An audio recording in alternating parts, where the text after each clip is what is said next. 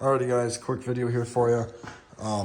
Basically, if you're in a pinch like I am and you need to get your exhaust and your car fixed because of nothing else to drive, my shit was all sorts of messed up on here.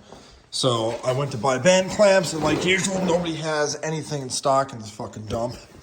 So I needed a 2.25 inch band clamp. Nobody fucking has one. I had a 2.5 at home.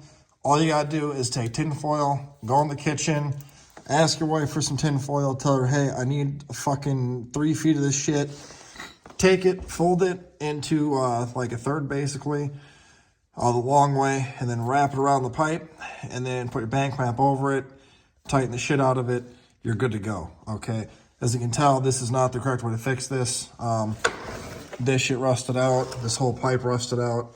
The old lady needs a car tonight for work in like an hour. Nobody has anything in stock up here for some goddamn reason, so wire everywhere and a fucking band clamp, some tin foil, flex tube. It's fixed, it's quiet, it's good enough for now. Hope this helps you out. If it does, give me a thumbs up and a like and a share and a subscribe. That's all for now. Hope this helps you out. Peace out.